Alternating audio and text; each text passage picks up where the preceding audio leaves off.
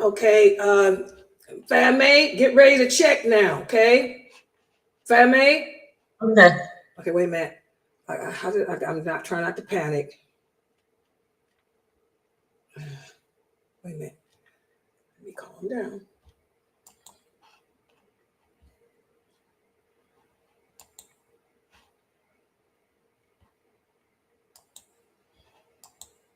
Okay. Let's see, I changed my background so I can calm. Okay, I'm getting ready to try it now. Okay. Breathe in, breathe out. Go to Instagram first.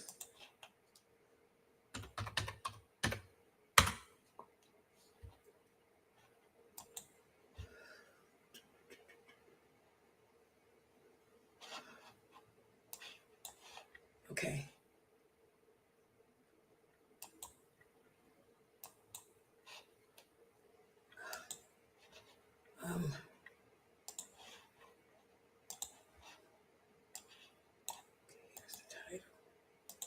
Here's the title, audience, public, next, copy.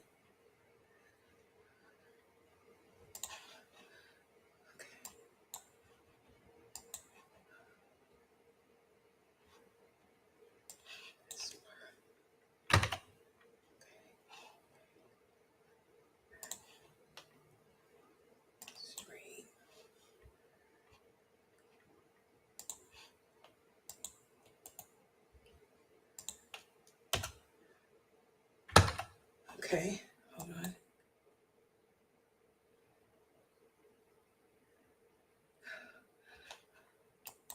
Date. Okay, now hold on. Okay, now. Date.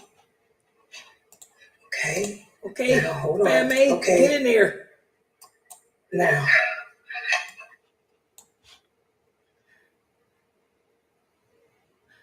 I closed it. Okay, I closed it, family. So it didn't. It just popped up right now. So it's okay. It's doing its thing.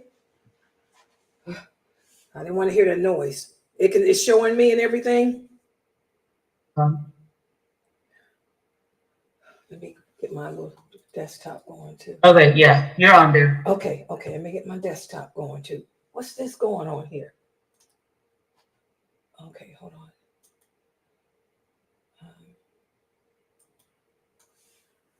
By the way, guys, for those of you who are joining us, we're also streaming live on Instagram now. That's what we're working on. I'm trying to not panic.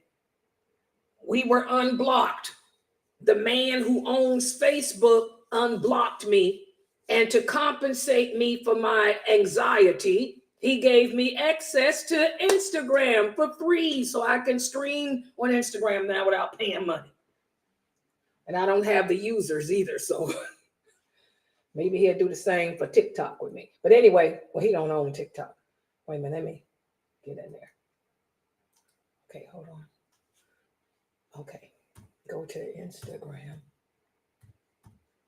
Oh, shoot.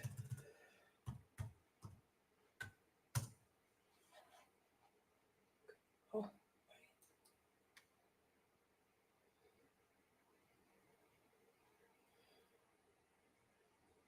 Security code.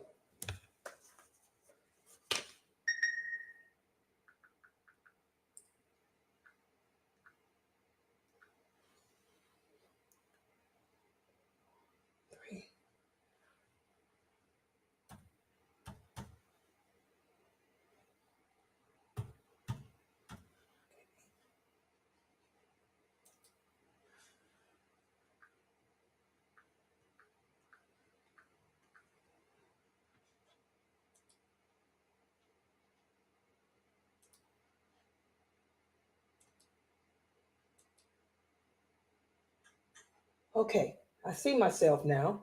Okay, so I can see the chat box. Okay, mashallah. Okay, that's good. That's good, family. So we're on Instagram now, and I can see your chat box now. Let me finish the rest on Facebook. Am I on Facebook? Oh, what is this? Well, let me unpin this. Okay. Okay, there we are.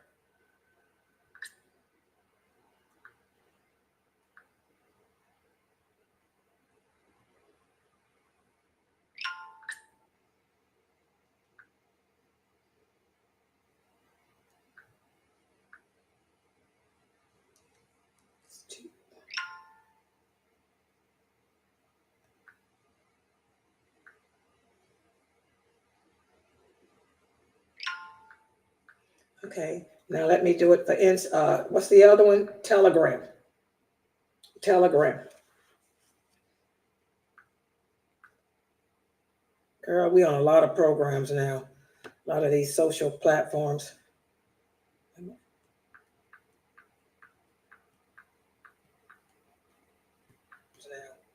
a lot of these social platforms.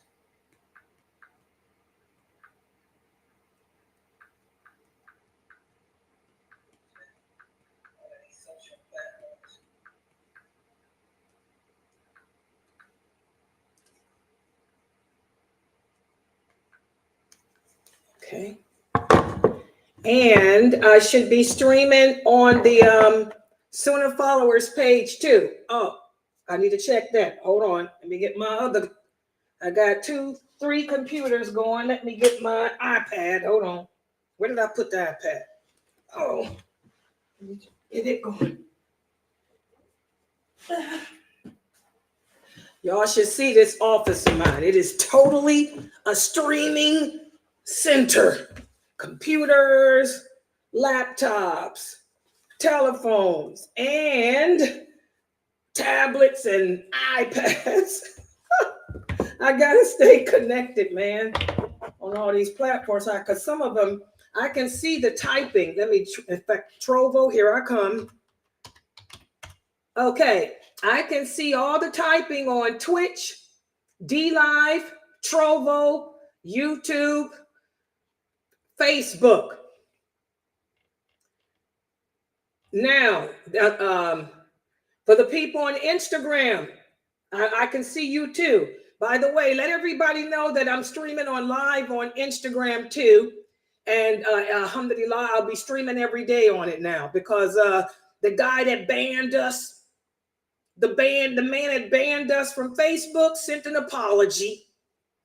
And to compensate me for my anxiety, he gave me access to Instagram for free, even though I don't have the 1,000 users. So alhamdulillah, so we'll be streaming all the classes live now on Instagram. Ain't got to worry about no money. This is how he compensated us for the anxiety he put me through banning my account. See, I'm going to tell y'all something. You got to threaten to sue people.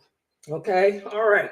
So now for Sunnahfollowers, for those of you who don't know, inshallah, it should be working. How do I turn my tablet on? You can go to sunnahfollowers.net and also click on live stream and watch it live from your phone on that too. And I'm getting ready to log on to it. Okay.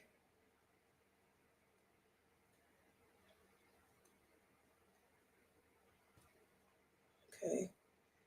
Hold on. Give me a second, guys. Okay, for this, I need to open up my browser on this one and go to sunnahfollowers.net.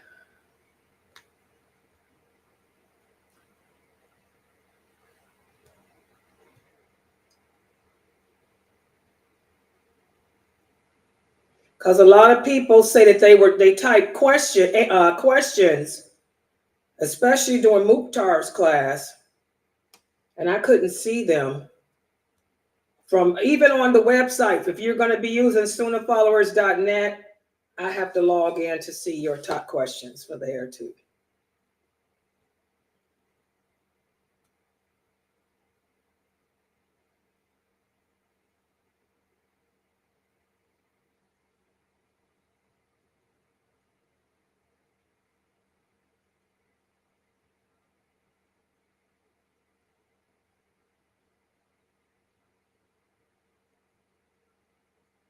Okay. Let me log this in. There we are. Yeah, you just click on live stream and it'll bring you right to, there I am. Live. Yeah, you just click on live stream. Oh, it sounds good. And it'll bring you right to, okay. Have you turned the volume down on a tablet, Family? Oh, it sounds good. Oh, I see it. I see it. Okay. All right. So I got everything here. You got it? Yeah, yeah. It's on the side. Okay. So now I got to find a place to put it. Okay. So for those of you to know, you can join us from Instagram and I can see your questions. You can join us directly from the www.sunnahfollowers.net. I can see your questions here too. Also, you can join us live on Twitch, Trovo. Walaikum salam, Brother Saud. Brother Saud, as y'all can see, he just joined us from Trovo. I can see Trovo's typing, and I can see Facebook's typing. We have Sister Salimata, mashallah. I can see Twitch, D-Live, Kicked, all of you. Facebook, all of you. I just can't see Instagram, but now I can because I got my computer on that. And I can see Sunnah followers online because I'm logged in with my laptop, my tablet on that. And Telegram. I can see your typing on Telegram too because I'm logged in with another iPad on that. So I got 1, 2, 3, 4, 5, 6, 7 platforms going on here so I can see everybody. So inshallah, we won't miss your questions. Let's get started the right way here. Inna alhamdulillah wa salam Allah wa rasulallah. Welcome to our series of Aqidah entitled Diluting Wala wal Bara. And I am very pleased to see how serious you guys are taking this topic, taking this series, because this is the shahada, this is the meaning of that testimony of faith. And subhanAllah, a lot of you are new, have been following me for a little while now. And alhamdulillah, the emails I'm getting, the feedback I'm getting, that's why I got all my computers and iPads and stuff logged in so I can see you. I didn't know that you guys had these type of questions, and alhamdulillah, inshallah, I'll explain. If there's something that I'm teaching that you don't understand, just type, I'll explain it to you. And I'm proud to see that all of you are taking this serious because there's a lot going on in the world. And it's not just against one group. What's happening in the world is because Allah is displeased with us. It's coming from Allah, not from anyone else. Allah says whenever we deviate away from that La ilaha illallah, Muhammad Rasulullah, there will always be consequences. There'll always be consequences when we deviate away from La ilaha illallah, Muhammad Rasulullah sallallahu alaihi wasallam. And if you look around the world at the Muslim world today, we've deviated away from it. Muslim women don't dress properly. Muslim men don't look proper or behave properly. We've taken on the actions of the non-Muslims. As the Prophet Muhammad sallallahu alaihi wasallam said, we have resembled them not only in looks and appearance. You Muslim men with these haircuts that are haram, you're wearing fades. This is haram for us. The Prophet sallallahu alaihi wasallam said either shave your hair completely or let it grow evenly. You Muslims have taken on the appearance of the non-Muslims. And not only that, but once we start to assimilate in appearance, it then leads to assimilation in character and behavior. And this is the problem today. I come upon a group. I was at the grocery store the other day, and I came upon a group of young Muslim lads or boys. You know, alhamdulillah, they came up to me and gave me salams. And I returned the salam. And they even offered to help put my groceries in the car. And I let them. But I was surprised at the way they looked, their appearance. They had pants hanging off their derriere. And the way they were speaking, they spoke like hip hop, Jay-Z, Snoop Dogg, what's up? You know, they had that hip hop slang going, that hip hop culture going. And I know that they're not raised in the hip hop culture. Number one, they live here because I asked them, I said, where do you live? They live in the suburb I live in. I don't live in a hip hop suburb. Okay. They were Arabs. They were Pakistanis and Indonesians. I like the diversity, but subhanAllah, the way they were talking and behaving, and I had to tell them, I said, where do y'all get this hip hop swag from? You know, sister, that's how it is. Oh, no. I told them, you young brothers shouldn't be emulating the unbelievers. And I know you're doing it to be tough. You know, as one of the young men told me, well, if we don't act like them, he said, if we don't talk like them and act like them, they'll think that we're wimps. That's what he said. They'll think that we're wimps and they'll try to take advantage of us. I told him that's not how the Prophet sallallahu alaihi wasallam did. That's not what the companions did. The companions didn't emulate the behavior of the Quraysh. Instead, they adopted the character and behavior of a Muslim and stood out over them.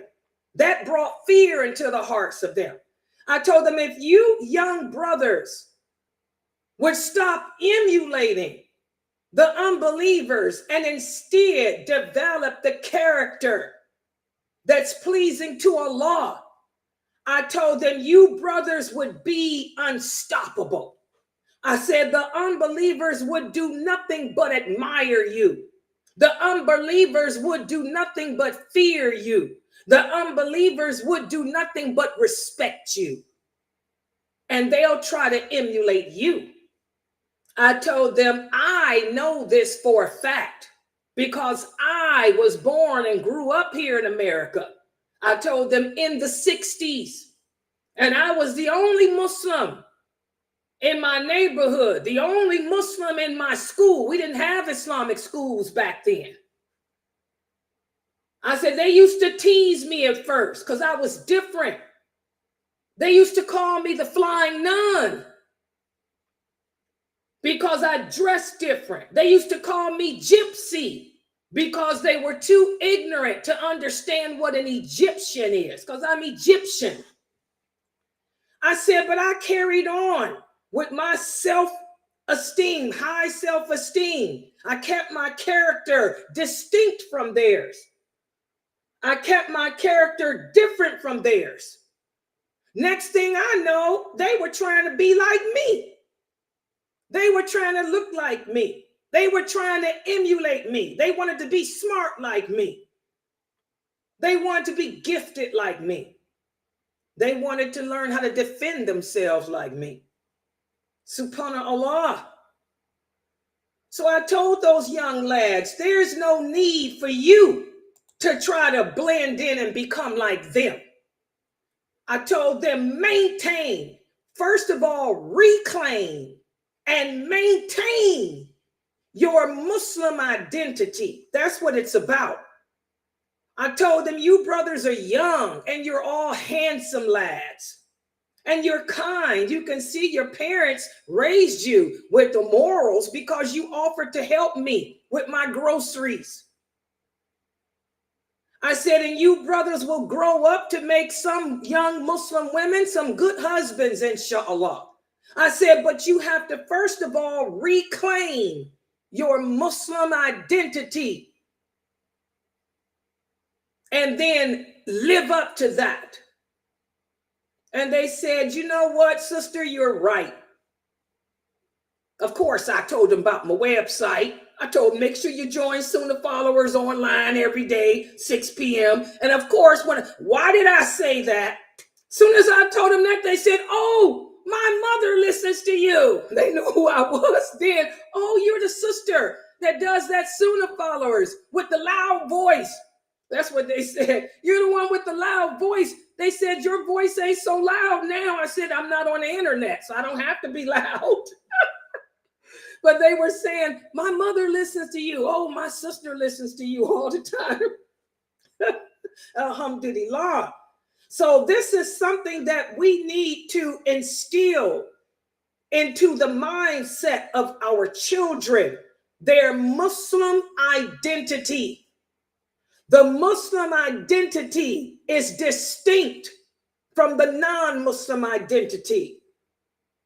The Muslim identity is based on, first of all, belief in Allah and that He's the only one worthy of worship. And then the Muslim identity is based on the second foundation, which is allegiance. My allegiance is only to Allah, only to the Prophet, sallallahu alaihi wasallam, and only to the other believers. So because of that, I don't have to emulate you. I don't have to be like you. I don't have to look like you because I'm better than you. The simple fact that you believe and you teach your children this, the same way my mother taught me growing up in the 60s.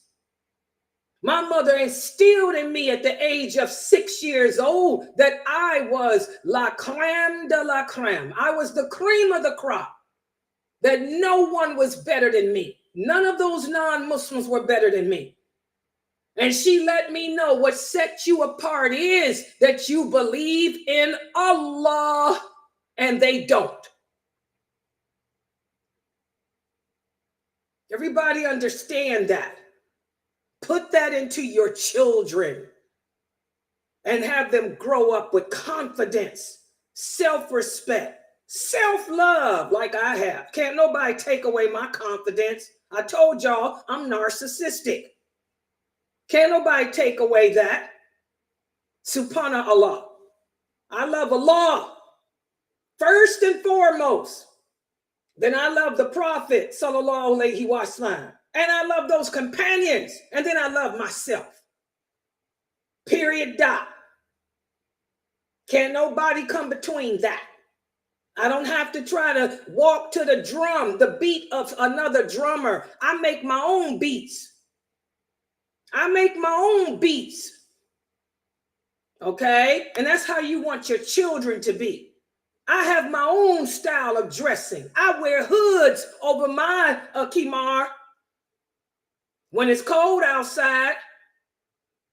And I wear bat wing abayas. I got my own style, my own identity. I'm lailanasheeba, jump back, poppy cat. That's how you want your children to be. So they don't have to take on this behavior and this appearance and this ideology of these weak non-Muslims. Does everybody understand that? And that's what we're speaking about in this class here. The companions set the mold for us. Whenever someone new came around, they would size that person up. Each person was put into one of three categories. Remember those categories. Is this a person that's deserving of my complete allegiance, my complete loyalty? If it's another Muslim and that Muslim is practicing his or her religion to the best of their ability, fulfilling all their obligations, yes, that's a person that is deserving of all of your allegiance and loyalty. And then the second category, is this a person that's deserving of partial allegiance and partial disassociation? Why? Well, because he's Muslim or she's a Muslim, they're a good person, but They got a problem. She doesn't wear hijab. She doesn't dress properly. Or he doesn't grow a beard. You know, he got a girlfriend. He smokes marijuana. And this is for the young boys, because I see 2 of the young boys are listening to me now. MashaAllah. And give salams to your mothers and your sisters. Hello. Assalamu alaikum. Islamic pride. Hello. It's all about the Sunnah. Hello. He said his mother made him listen. Okay, well, you're going to enjoy this, brother. Don't feel bad because your mom made you listen. You shouldn't have went home and told her that you met Sister Layla. Okay. But when perhaps this brother here, he's a good brother, but he smokes marijuana, or he's got a girlfriend. He prays, he comes to the mosque, but he got a girlfriend. So this is a person that's deserving of allegiance on one hand, but disassociation on the other. What does that mean? That means when he comes to the mosque and he's fulfilling his obligations, that's when I can take him close upon me, close with me. But when he asks me to come with him because he wants to go out to hook up with his girl, or he wants to go smoke a joint, this is when I tell him, Aki, I can't hang out with you in that. I'll see you at the mosque on Friday, or I'll see you at the classes on Saturday and Sunday. And you should also be advising him. You know, advising him, you got to let that marijuana go, Aki. It's bad for you. You know, we don't have girlfriends. Aki, this is bad. You know, but hey, you know, I'll see you at the mosque or next weekend, or I'll see you at the Islamic school. Because these young brothers go to the Islamic school here where I live. You know, I'll see you at school tomorrow, but I can't hang out with you, you know, because I don't get off into that drugs and I don't get off into that girlfriend thing. So that's how you handle a person that falls in that category. You know, they're a Muslim, you know, but they got problems with their practice. When they're indulging in those actions that are haram, or they're indulging in that behavior that is displeasing to Allah, then you can't take part in that. You have to disassociate. Do you young brothers understand? Because remember, Allah tells us in the Quran, do not sit in the company of those who commit sin. So we have to be careful of that. That's the second category. And then a third category of people that the companions taught us to do are those people that we just stay away from completely. Who are these people? These are those Muslims that don't practice at all. I'm sorry. The brother don't pray. The brother don't come around the mosque. The brother's into drugs. He's into sex. He's into rock and roll. He's stealing. Oh no, we disassociate from that. We have nothing to do with that. When we come upon him, it's to advise him. You're going to give him salams and say, hey, Aki, what's up? You still selling drugs? You still rolling with that bad crowd? Man, you know, and then you try to invite him to the mosque, invite him to the classes that they have at the mosque and stuff. But he's not somebody that you're going to associate with unless he turns back, unless he or she turns back to Islam. You don't hang out with this person at all. Y'all understand that? That's another Muslim. Now, in regards to kafirs, we disassociate completely. If the person is not a Muslim, there should be no relationship with you unless it's business.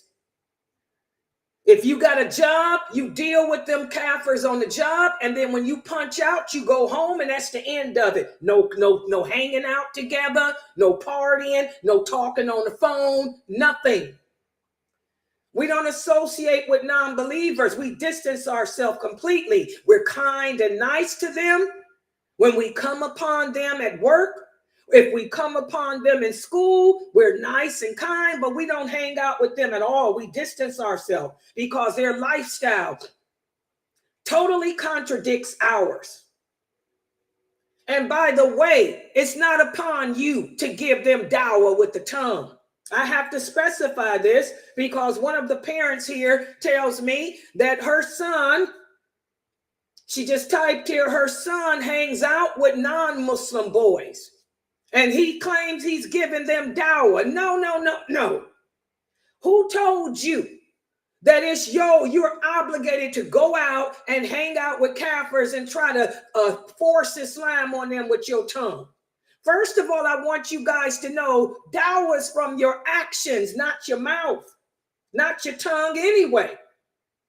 Unless you're somebody qualified, unless you know this deen well enough, unless you have studied this deen well enough where you can present it in the correct way, you shouldn't be talking about this deen to nobody anyway. True dawah is from your actions, your behavior. So you can't use dawah as an excuse to hang out with non-Muslims. And that's what a lot of the youth, this parent is telling me, that that's what a lot of the youth are doing today. They're using dawah as the excuse to hang out in circles of non-Muslims. And next thing you know, your son is smoking weed, or your son has a girlfriend, she says. And this is all behavior that they learn from these kafirs that they hang with, that they claim they giving dawah to. This is wrong. We don't do that. It's disassociation. El wala and wel bara. Non-Muslims are not deserving of your circle. And by the way, Allah makes Muslims, not you, not me. You can talk about Islam all day and night. Unless Allah changes that person's heart, you just wasting your breath. Does everybody understand that? Allah makes Muslims. And he don't need your help. What makes you think that Allah needs your help? Allah doesn't need your help in anything. You need him. He don't need you. And Allah says, save your soul from the hellfire and then your family. He didn't say save the kafirs on the street. You save your soul first and then your family. Don't worry about the kafir boys in school. You know, either they'll be guided by Allah or not. He's in control, not you, not me. Does everybody understand that? So those are the three categories of people. And we should group people that we come in contact with that way. Not to show division, but it's to save your soul. And this is for you kids, the teenage kids out here. The non-Muslims, disassociation. The Muslims, you look to the ones that are practicing. Openly practicing. That's who you should surround yourself with. Not the ones who are practicing and committing sins openly. Nobody is perfect. We all make mistakes. We all commit sins. But a person that's openly sinning, that's somebody that you want to distance yourself from. Everybody understand that? And for the parents, for you sisters, and I'm so glad that I did go to the store and come upon these brothers. And it just shows how it really moves my heart spiritually, which is something important because I live alone. I don't have a husband. I don't have anybody. It's just me and my 3 cats. All I got is 3 male cats. And it's like, you know, Allah gives us signs. He lets us know that he's pleased with us in different ways. Allah tells us to look at his signs. You know, so Allah gives me signs along the way that I must be doing something right. Because only place I go is to Starbucks or the grocery store. Because I stay in my home. And I come upon these people at Starbucks. The girls who were not wearing hijab and now they are. and now the young boys at the grocery store, at the Giant Eagle store. Subhanallah. So, Allah works in mysterious ways. And the guidance that I'm giving you guys happens to go with our topic. Is what we're studying here. Is what I'm teaching here on my website. So it shows Allah is in control of everything here. Subhanallah.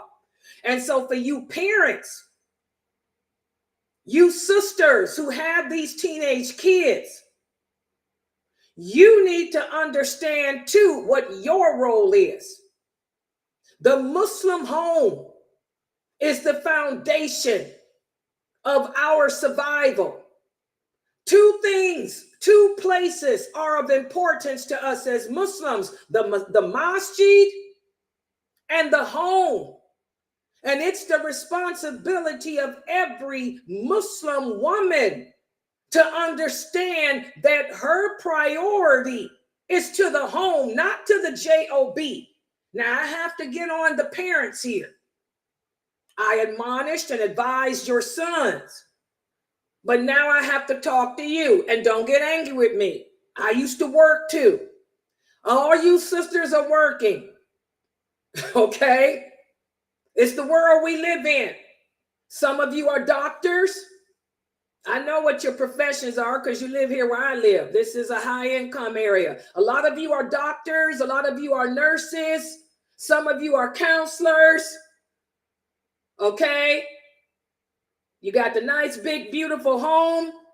You brought your kids, and you and your husbands brought the kids into this beautiful suburb so they can get a good Islamic education, because we do have the Muslim school here. And I heard it's a good school. But I want you sisters to understand that you can't get caught up in that money, the falus, the money. It's all about making that money so you can keep that big, beautiful home you got.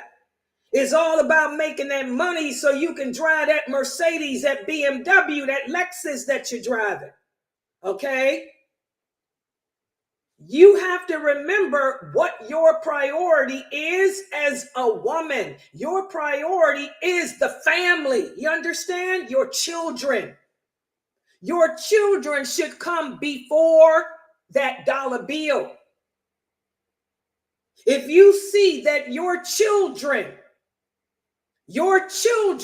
are off the chain, if you sisters, I don't care if you're a doctor, which some of you listening to me are, because I know you, because this is where I live. These are people here where I live, and I know these are doctors, okay? If you see that your sons have taken on the ideology and the behavior of the hip hop culture, that's Allah's way of telling you, sister, something. That's Allah's way of telling you that maybe you need to focus on home now. You done made that money. You got husbands who are working. It's not the woman's responsibility to provide and maintain. Come on, sisters. You sisters know that. While you're out working so you can enjoy the good of this world, look at the cost you're paying. The cost that you sisters are paying are your children, your Arabic sons, your Pakistani sons who were born Muslim, come from Muslim countries, have taken on hip hop culture. They look like, act like, behave like hip hop artists. That means that you're failing them. You're failing your children. You're making that money to keep that Lexus, to keep that beautiful mansion that you live in out here in the Falls. Out here in the Falls. I know the house is expensive here. Okay? But look at the cost you're paying. You're losing your children to this dunya. So you need to reevaluate your purpose in life.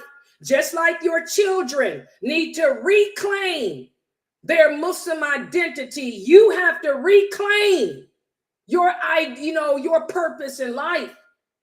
And that's what we're going to be speaking about today. Let me put the PowerPoint up here on the screen. Okay, the imam from the masjid here is listening to me. Mashallah. He can listen. His wife, welcome here. You're the wife of the Imam, mashallah. Okay. All right. Hold on.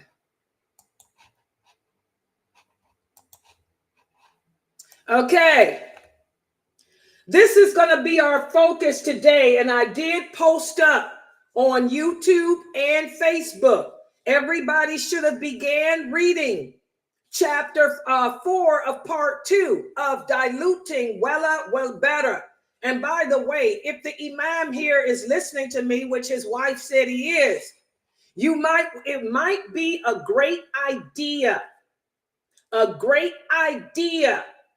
It would be a great idea for you to invite Sheikh Kareem Abu Zaid here. Maybe this would be a good opportunity to invite Sheikh Kareem Abu Zaid back here, okay, to do one of his AIM conferences. And he'll focus on, the youth, how we need to really save our youth from the hellfire. So if the Imam of the community here where I live is listening, I know you had Dr. Main here not too long ago. Okay, but maybe you might want to consider bringing Kareem Abu Zaid here. He hasn't been here in a while. He was coming to Uqba, Masjid Uqba. Maybe you need to bring him here to this masjid so he can do an AIM conference on this. That's for the Imam here that's listening to me. Okay. All right. So this is the book written by Sheikh Kareem Abu Zaid entitled Diluting Wal Bara. And in the second half of the book, it serves as the introduction to volume 2. And everyone should be ordering volume 2 of this book now. Okay. But we're on chapter 4. And this topic is so important for those of us, who are caught up in making that money. It's all about the Muslim home, how it's important for us as parents to create a faith-filled environment within our home.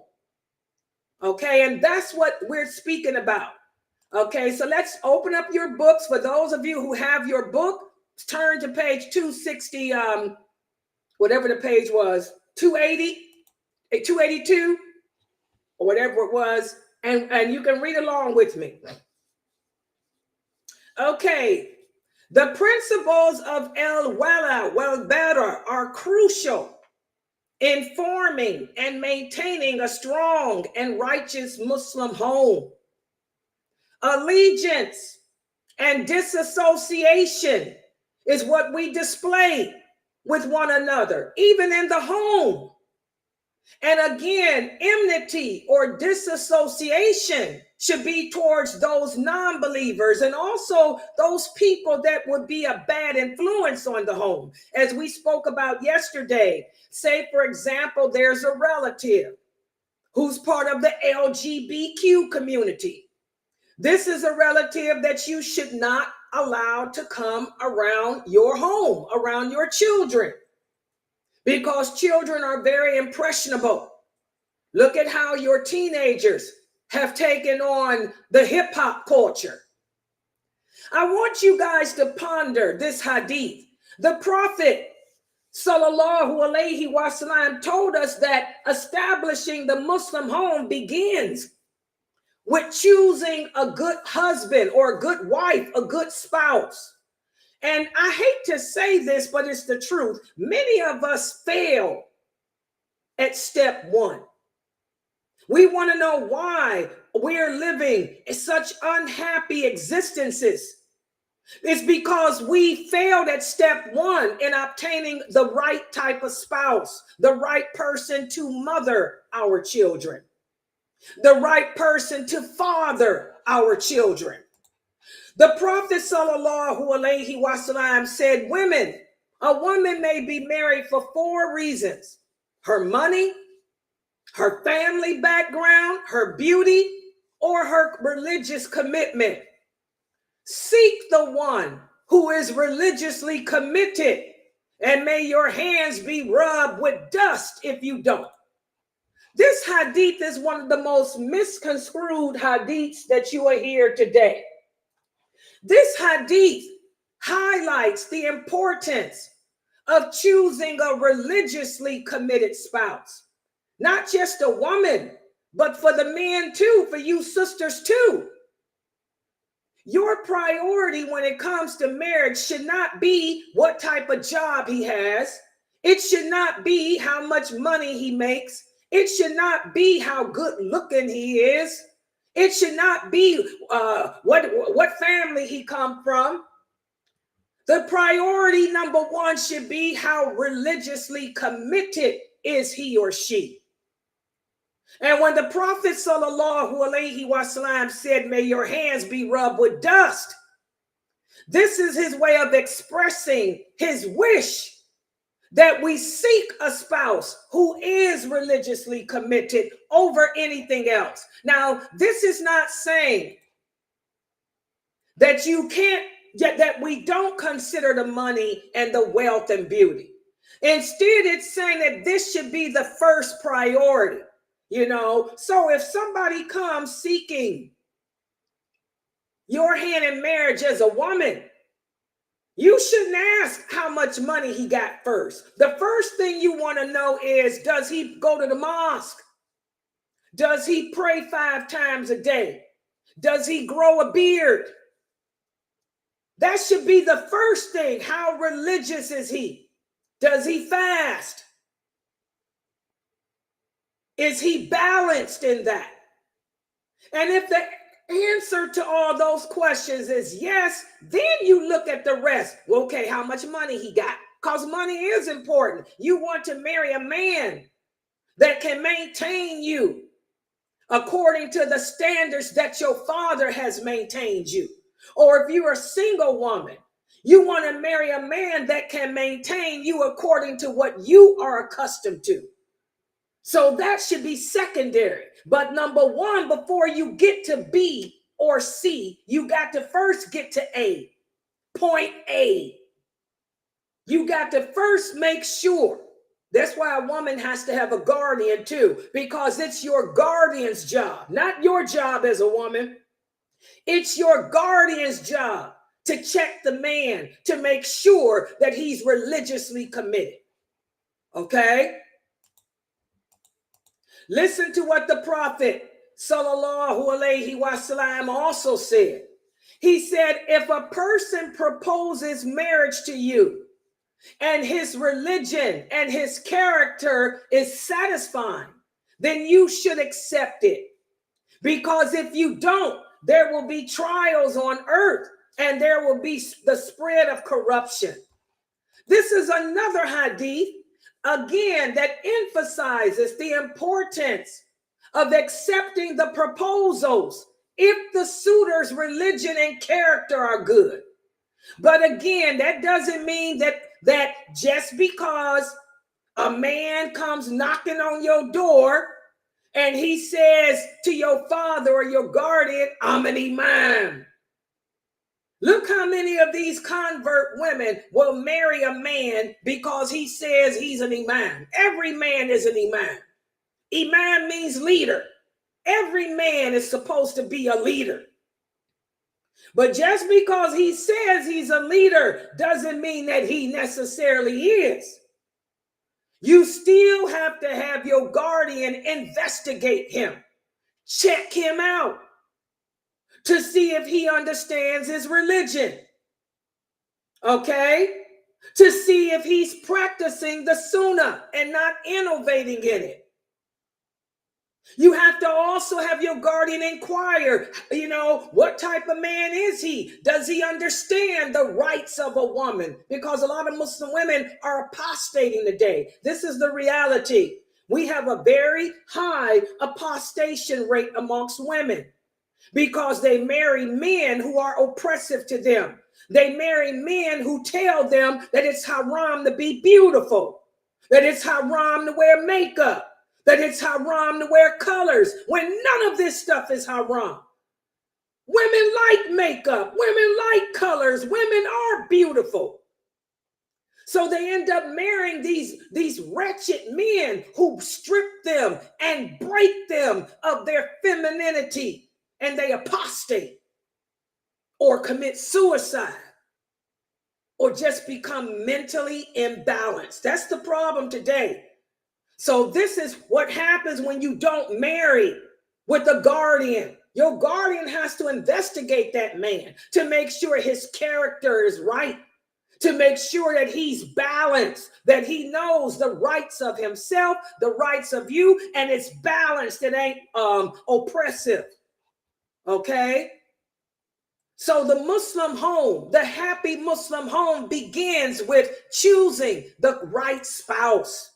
And we would find the right spouse if we first of all went about it the way Allah commands, with the guardian, number one.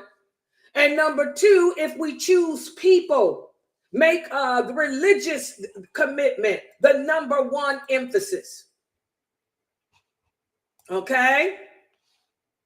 Because the Muslim home is the cornerstone of society, guys. And the Muslim home should be established upon the foundations of La ilaha illallah Muhammadur Rasulullah sallallahu alaihi wasallam. And how do we go about establishing that? Well, once a couple marries, they then have to go about the business of distinguishing their home from a non-Muslim's. And the only way to do that is by filling the home, the Muslim home, with remembrance of Allah. Not dancing, not music, not Xbox, not TV, but remembrance of Allah, learning the religion together. Nowadays, you can learn Islam simply from your computer in your home, if you hook up with the right teacher who's qualified. Even the masajids, even the masjids are doing their classes live and online now. You know, our home should be filled with that. And also the Muslim home, you know, is established on love between each other, allegiance to each other, and enmity only against that which contradicts that and what Allah says. And also, the Muslim home is established by avoiding imitation of the enemies of Allah. Do you young brothers hear that? That music shouldn't be a part of your home while your parents are at work. You know, you're at home hip-hopping it to Jay-Z, hip-hopping it to Taylor Swift, hip-hopping it to Nicki Minaj. No. The home should be filled with Quran, learning the religion, and things like that, young brothers. Okay? And again, I want you parents to remember, the purpose of the Muslim home is to foster a strong connection to Allah and a strong connection to our Islamic values. So it's the responsibility of you parents to teach your children about Islam, about the Prophet, sallallahu alaihi wasallam, and those companions. Nowadays, the Muslim parents are too busy making that money. You're a doctor, you're a nurse, you're a social worker, you're an IT professional, you're an engineer. You're so busy making that money to keep that beautiful home and that beautiful car at the loss of your children. You need to be at home to teach your children how to pray. You need to be at home like the sisters are here in my Zoom room with their children right there next to them, learning and listening to me. You can't rely on somebody else to do it.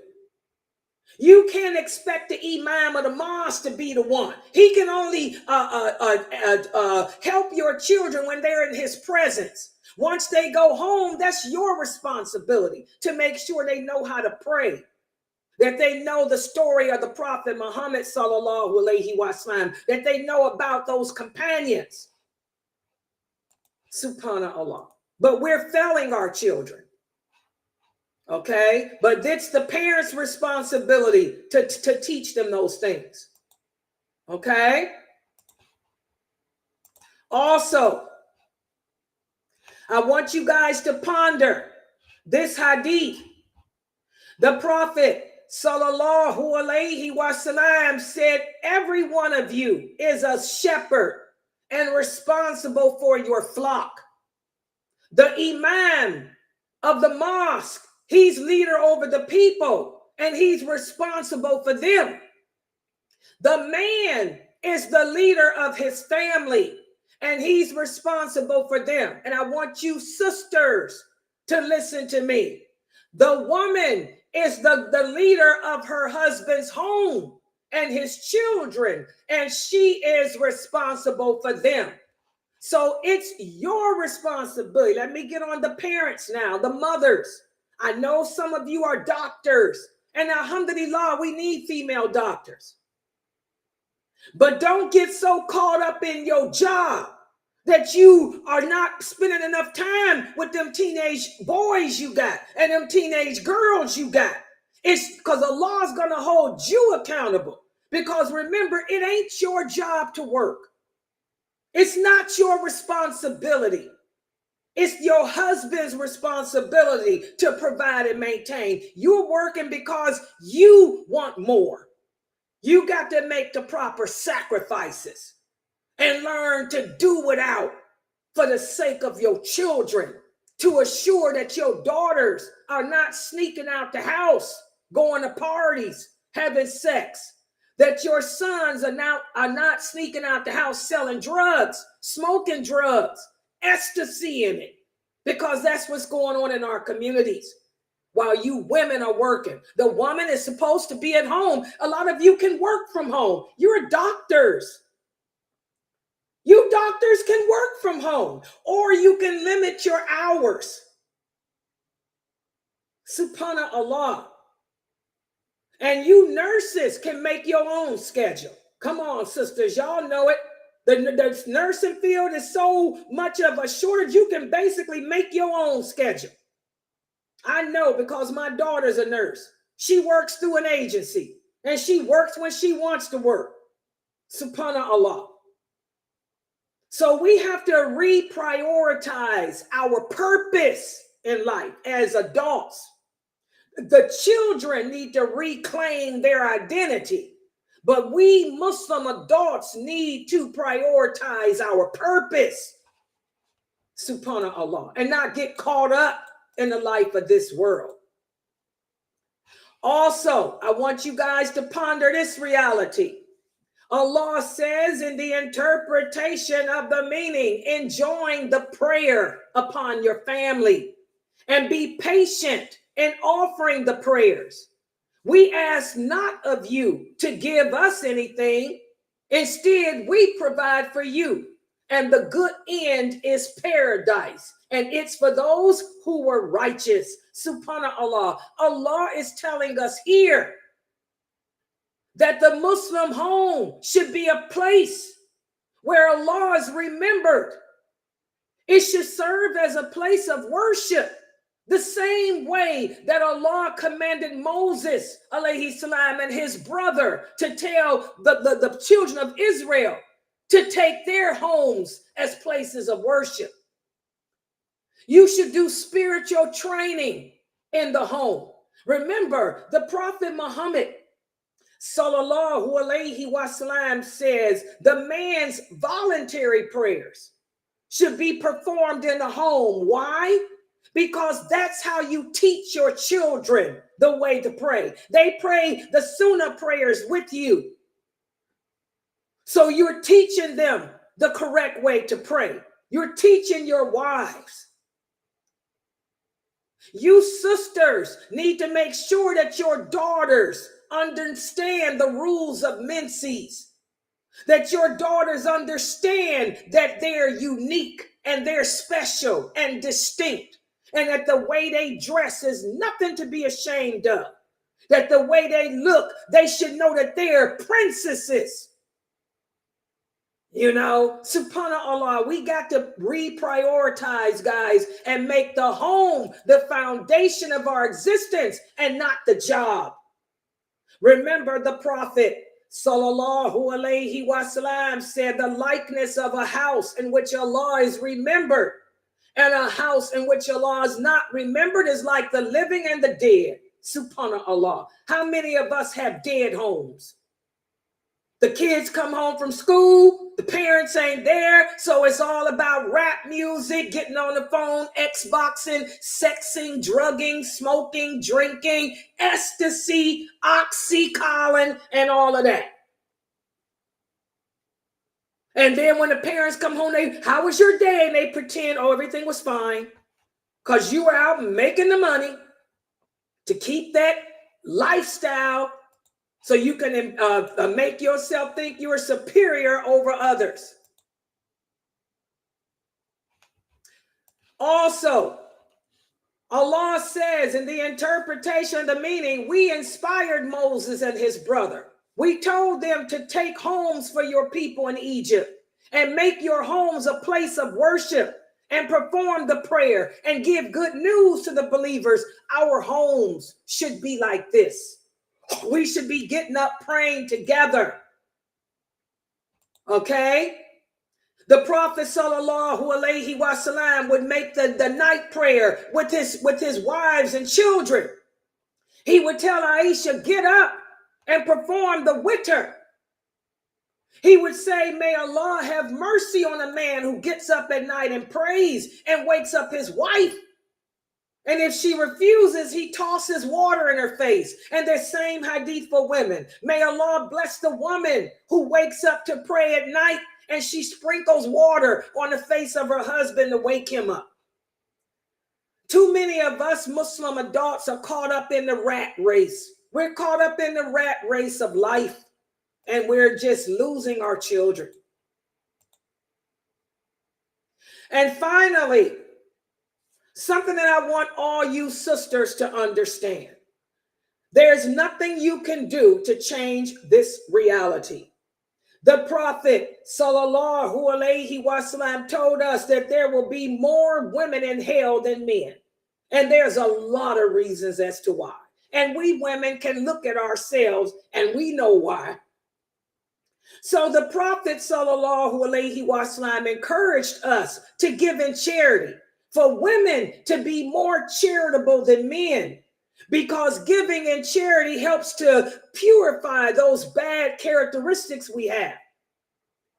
So you sisters, while you're out making that money as a doctor, you should have a zakat box. I talk about it every Ramadan.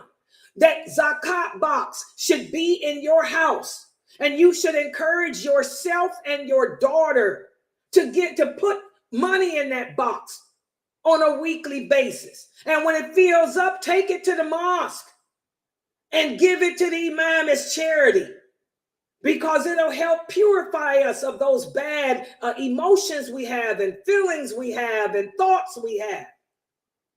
But you have to explain it to your daughters. You have to encourage them.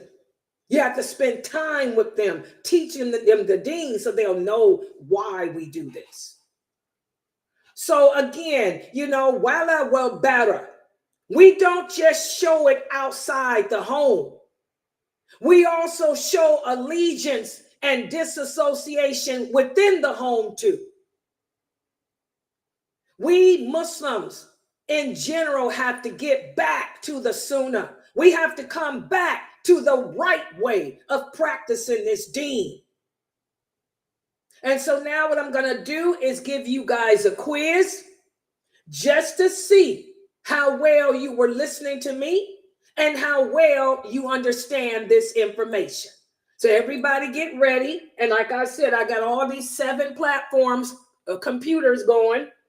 I literally 1, 2, 3, 4, 5, 6, 7. I got 7 computers, laptops, and iPads and tablets going, so I can see your answers. Let's look at the first question. Everybody ready for it? This is the quiz. How many people on there? Okay, I see you. First question. When the Prophet sallallahu alaihi wasallam said a woman may be married for 4 things: her wealth, her family, her beauty, and her religious commitment, he was telling men which of the following? Was he telling them that a man is free to let any of those 4 things determine whom to marry? Or was he saying that a man should make religious commitment his basis over the others? Or none of the above? What do you guys think?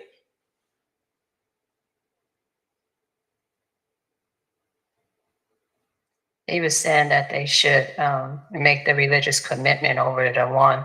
So to marry, the religious commitment should be number 1, your first priority. You guys agree with her answer? Yes. MashaAllah, good job. Exactly, guys. That's exactly what the Prophet was, sallallahu alaihi wasallam, was saying. So many people, especially you young brothers, you read that hadith and you think that it means that you can choose for any of those reasons. No. The Prophet was saying that the priority should be that first. The priority should be the religious commitment. Good job, Sakina. Good job, Rashida. MashaAllah. Alhamdulillah. You guys did good. Good job, sister. The sister here. I can see your name. It just says user. Yeah. But may Allah bless you. See, the sister that lives here where I live. Yeah, I can see. Yeah, I see you. Okay, let's look at the next question.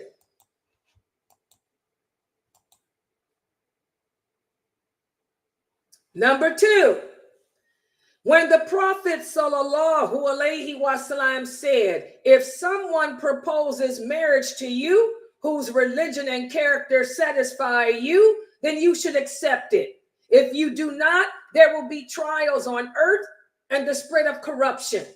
When he said this, what did he mean?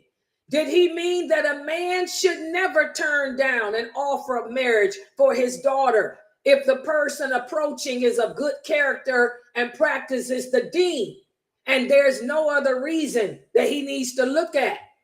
Or did he mean that a man should first check the character and religiousness of any potential offers and make them the priority over other things? Or is it none of the above? Or is it none of the above?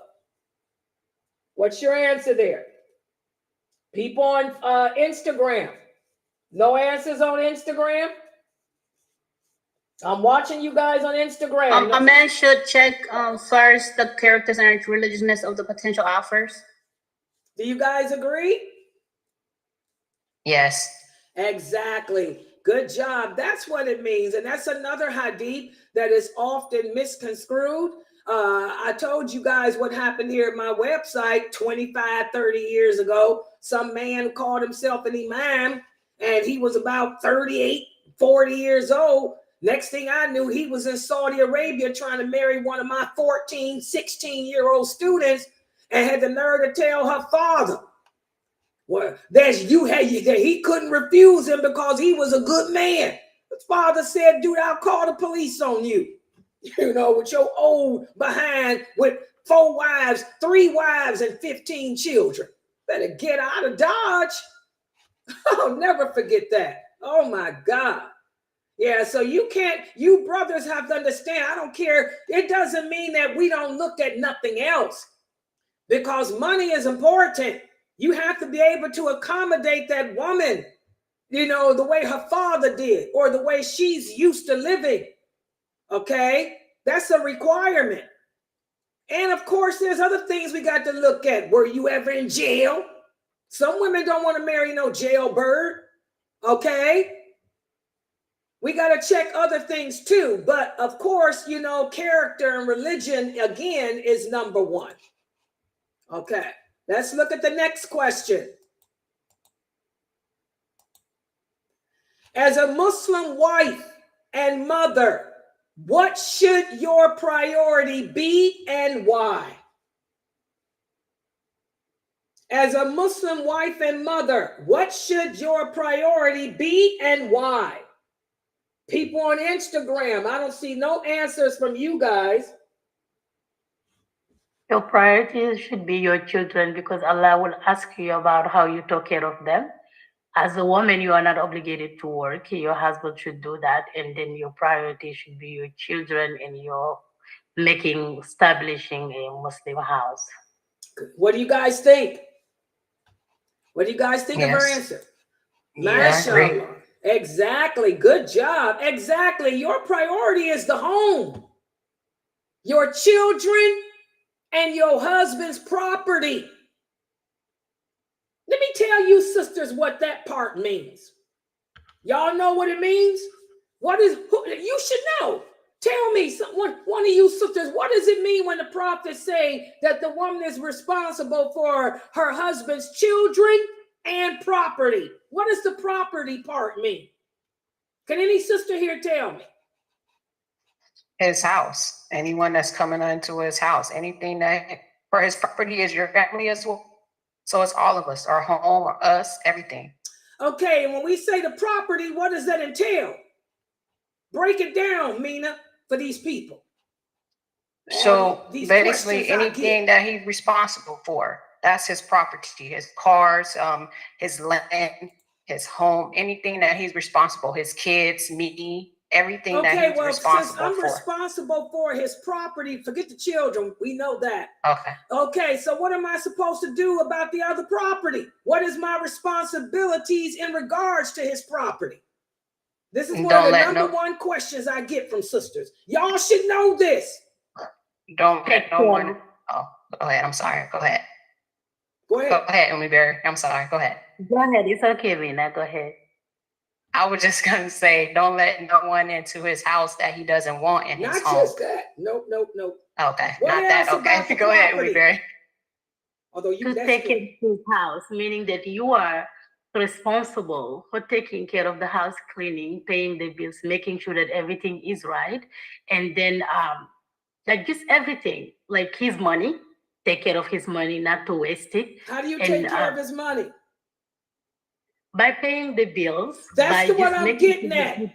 It's your responsibility, sisters, to make sure that the rent is paid. Hello, that's where I'm getting at. This is one of the number one questions I get. My husband didn't pay the rent. He said that he put the money in the bank, but he forgot to pay it. That's all he was supposed to do. Do you sisters get it? It's his job to bring the money home. It's your job to make sure the bills are paid.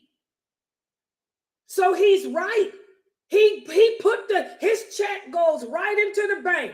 It's your job to make sure that the rent is paid, that you write the checks. You write the check for the rent. You write the check for the gas bill. You write the check for the light bill. You're the one that's going to figure out how much money we need for food. You're the accountant. A lot of you sisters don't know that. Oh, yeah. Now look at they shocked. Yeah, that's your job. You being a doctor, alhamdulillah. Did you pay the rent this month, sister? Don't throw that on your husband. Because again, remember, it's not your job to work. Your job is the home, and that's a full-time job. We women have lost our understanding of our purpose. Running the home is a full-time job. Not only do you have to make sure those children are being cared for and educated, but you got to make sure that the bills get paid. He makes the money, but you got to make sure the checks are written out. Y'all understand that? I get all these calls about, oh, my husband didn't pay the rent. That's your problem. Why didn't you pay? You write the check. Oh, the tuition for my son's college tuition wasn't paid this month. Whose fault is that? Your husband put the money in the bank. The check should have been written by you. And that's why the prophet said, if you got a stingy husband, take what you need. If you sisters would do your job as a wife, then you wouldn't have to worry about a husband being stingy. If you were doing your job as a wife, then taking how much you need to buy food and clothing for the kids is simple. See, Islam is beautiful. Islam is complete. Islam is perfected by Allah. Allah made it so that no one can oppress you unless you allow it. You can't have a stingy, oppressive husband if you was doing your job writing the checks. If he tells you, I only want you to spend $200 on food this month, you look at him and smile and say, okay, honey, I'm just going to spend $200. And then you take, if you need, you know it takes $400 to buy food, not no $200. So when you go out, you just take $400 and buy the food. He ain't gonna know. All he know is he's eating because it's your job to handle the check writing. He knows that he put the money in the bank. That's all he's supposed to do. Put it in there. The rest is you. You sisters give too much power to your husbands. You sisters don't learn your deen. And as a result, you give too much control to your husbands. And that's how you end up oppressed. Learn your rights as a Muslim woman. Learn your responsibilities and you wouldn't be oppressed. Can't no man oppress Layla. Hello. Y'all better get it together. All right. I think I got one more question. This is the last question, guys. Here it is.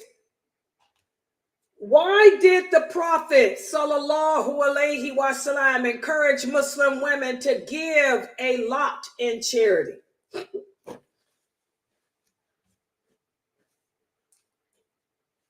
Why did the Prophet sallallahu alaihi wasallam encourage Muslim women to give in charity a lot? Why? Anybody?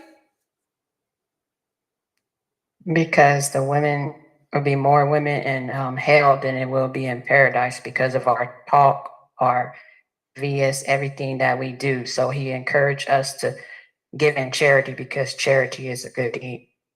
A good deed that does what? What does it do? That was it's a good deed that would erase some of our bad deeds.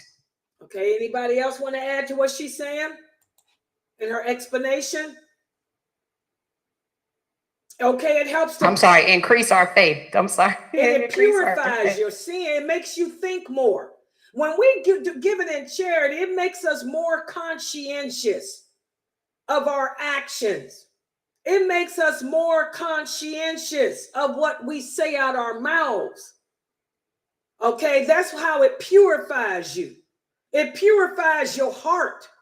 Giving in charity softens your heart, purifies your heart of those bad emotions like anger.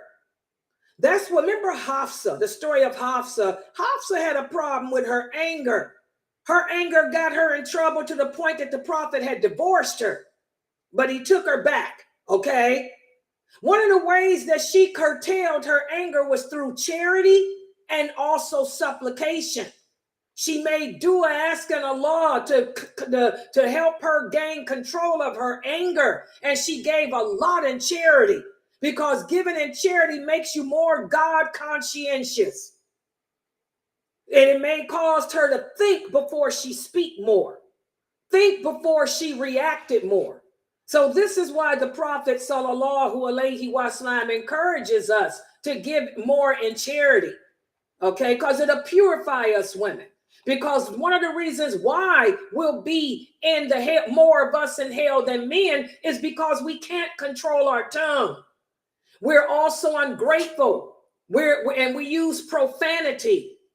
So giving and charity will cause you to think before you open your mouth, to be ungrateful, to think before you open your mouth to use profanity. Okay? So mashallah, this was today's class, and I'm so happy. Like I said, I didn't plan this. I didn't know that when I went to the grocery store that I would come upon this young group of brothers, little young men. They were only like 15 and 16 here where I live at. They go to the Islamic school, and they were at the store. Okay, and it just happened to fall into our topic today. It shows how Allah is really in control here. Allah is really, really in control of everything, not just the war, but also us and all of us. Okay, so I'm going to stop right here. Subhanaka Allahumma wa bihamdika ashhadu an la ilaha illa anta astaghfiruka wa atubu ilayk. And also, guys, please, this is the 12th, and we need donations. Remember, we are a nonprofit organization. Any donations that you make, you can write them off at the end of the year. We are a 501c3 nonprofit organization, number 562324211. And you can donate using Zelle by going to the address Layla@Sunnahfollowers.net, or you can go through PayPal me/Sunnahfollowers, or you can simply scan the QR code there that I keep on the screen. Or you can go to our website at www.sunnahfollowers.net and click on the Make a Donation tab. It costs $2,000 a month to run this website because of the technology that we're using. It costs $2,000 a month. And this website, is run by myself and a bunch of older women, not men. It's a bunch of older women, and we're all housewives and retirees living off a little welfare retiree check. So we don't have no money, and we don't have no husbands to help us. So please, guys, support this dawah effort. Before I retired, I used to pay for whatever, because I could work 2 days overtime. But y'all know I just retired 2 years ago. So now I need my money for me to pay my rent and stuff. So this is a nonprofit organization. Your money goes directly to this website. It doesn't go in anybody's pocket. So please support us. And by the way, I am not affiliated. We are not affiliated with any masjid. We're not affiliated with any masajid. We are a separate entity. We are Sunnah Followers Online. We've been around since 1986, and we are a separate online Islamic school. And we survive off of donations.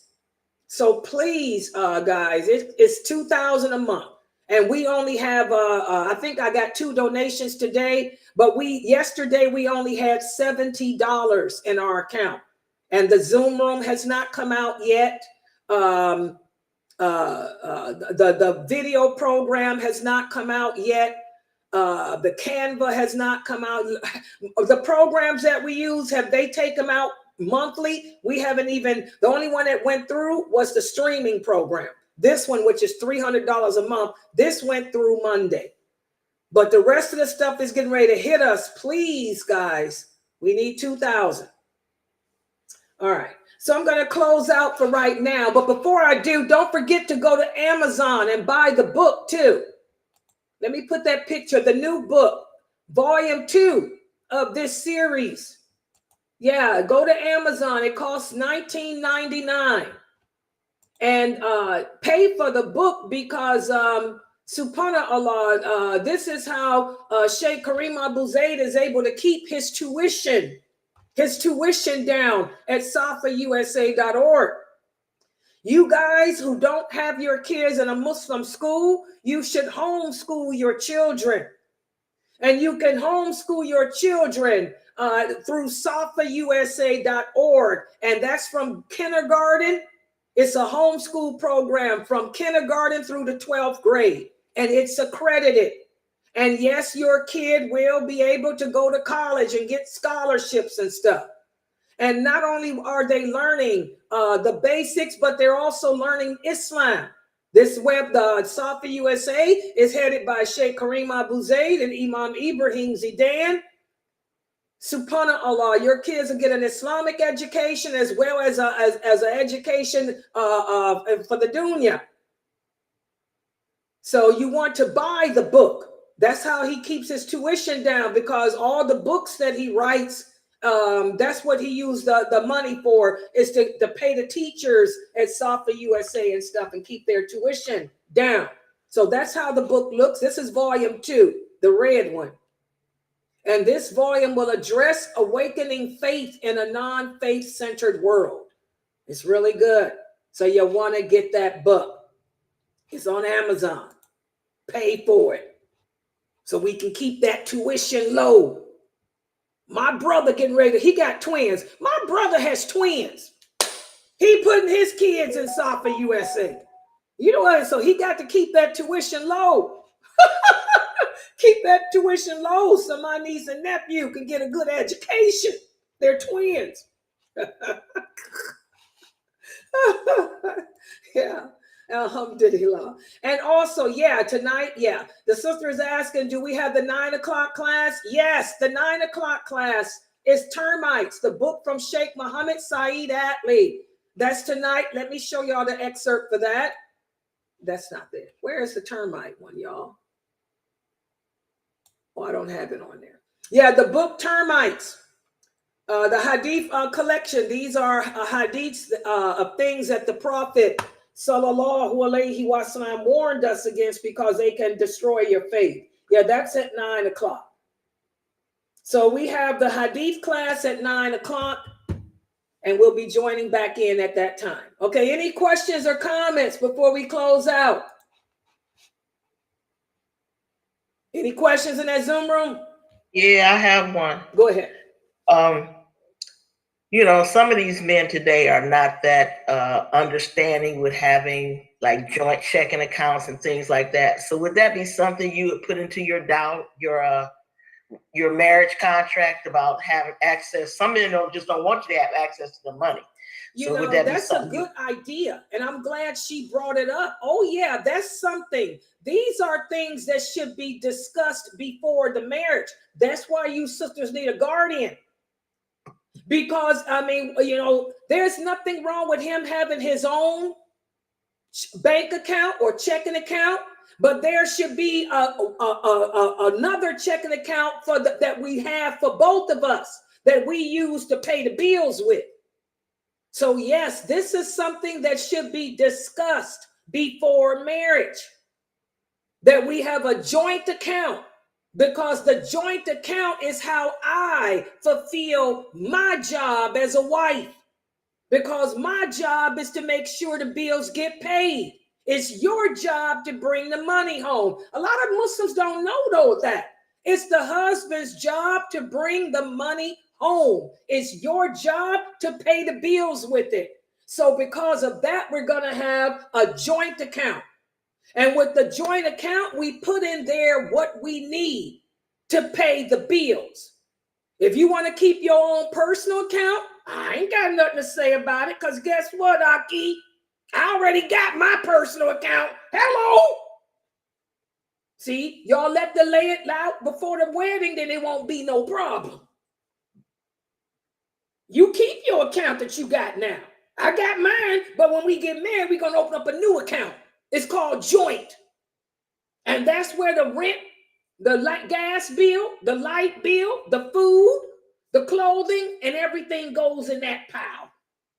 So I can do my job as a woman and make sure these bills are getting paid. Because I'm going to run the household. That's my job. To guard your property. And I'm going to be the best guard for your property. Oh, yeah. I'm a stickler. You let them know. Good job, Latifah. That's part of the contract. Oh, yeah. One of the sisters said that's how she has it. Okay, one of the sisters here is saying that, yeah, her and her husband have a joint account and they both have their own separate accounts. Yeah. And that's what she said. She says all the money for the bills go into the joint account. Yeah. She said, but she didn't know that it's her job to write the check. She says she writes her checks and he writes his. I say, no. Yeah, so no, now you know it's your job to write all the bills. Yeah, not just yours. Yeah, the joint account, have a joint account. Keep your own account, but get you a joint one too.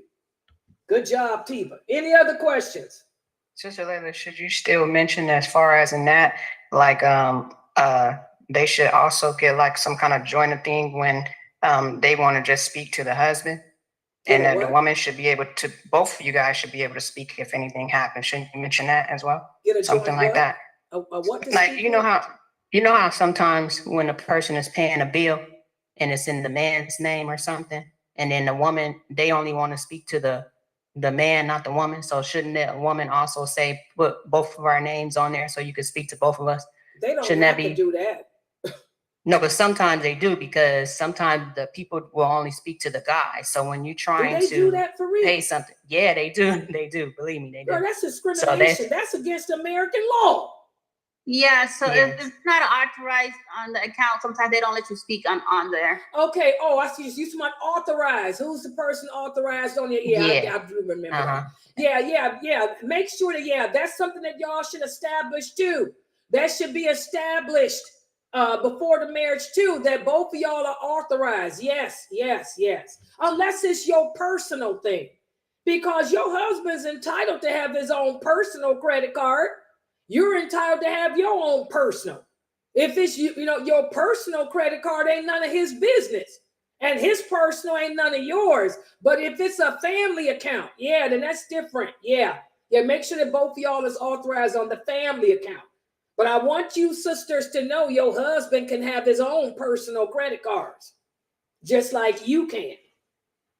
He ain't got to share them with you. Yeah.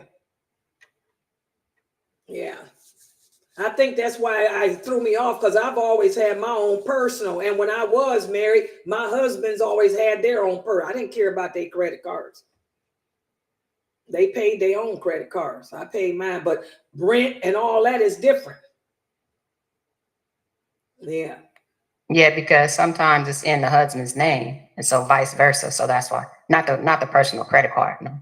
Yeah, I see what you're saying. Yeah, but you can do that. Yes. It should. That's all that. And these are all things that we discussed before the marriage. Y'all see that getting married is not an easy thing. That's why the prophet said the Muslim home, establishing it all begins when choosing a spouse, because these are all things that should be discussed before the marriage.